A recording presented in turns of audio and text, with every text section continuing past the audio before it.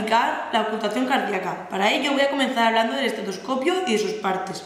El estetoscopio es un instrumento acústico que sirve para escuchar los sonidos corporales. Está compuesto por las olivas, que son dos piezas auriculares que se colocan en el oído, orientadas hacia el conducto externo. Le sigue el arco metálico, que termina en el fuelle con forma de I. Continúa con el tubo transmisor, que está hecho de un material flexible. Puede ser doble o simple, como de este ejemplar. El vástago comunica el tubo con los receptores. Los receptores son dos. Tenemos la membrana o diafragma y la campana. La campana tiene un diámetro menor y sirve para escuchar sonidos de baja frecuencia. Con él auscultamos órganos huecos.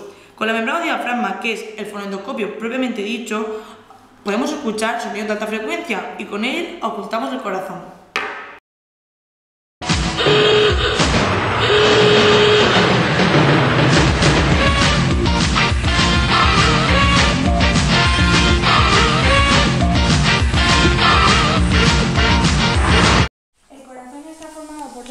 Que trabajan simultáneamente. Estas están formadas por las aurículas y los ventrículos. A su vez encontramos las válvulas. Tenemos las válvulas auriculoventriculares y las válvulas semilunares. Las válvulas auriculoventriculares son la tricúspide y la mitral, que conectan la aurícula con el ventrículo. También tenemos las válvulas semilunares, que son la pulmonar y la aórtica, que es la salida de los ventrículos. El cierre de las válvulas será lo que constituirá el ruido que escucharemos durante la auscultación.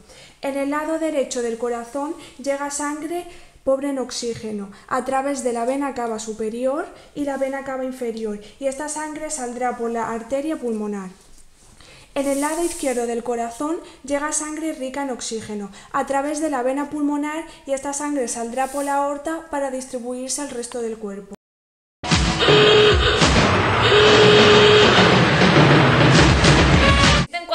Auscultación cardíaca. El primero, el foco aórtico, se encuentra en el segundo espacio intercostal, en la zona paraesternal derecha. Asimismo, en el segundo espacio intercostal se encuentra el foco pulmonar en la zona paraesternal izquierda. Más abajo encontramos el foco tricúspide, que se encuentra en el quinto espacio intercostal sobre las sifoides del esternón. Por último, el mitral, en el quinto espacio intercostal, por el medio de la línea medio clavicular.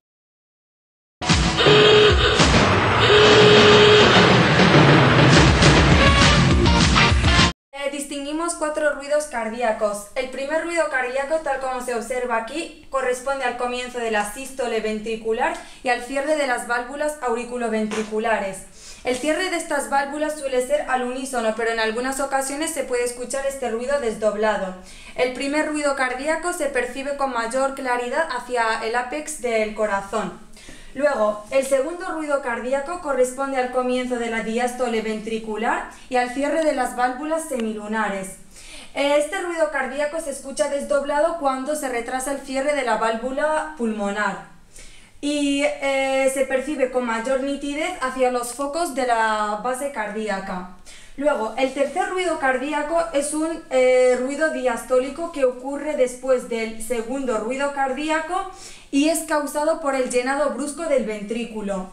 Este ruido cardíaco se escucha en algunas insuficiencias cardíacas, pero no obstante también se puede escuchar en condiciones fisiológicas de niños, adultos jóvenes o en el tercer trimestre de un embarazo. Y finalmente, el cuarto ruido cardíaco es un ruido que se escucha en el momento de la contracción de las aurículas y suele tener un significado patológico.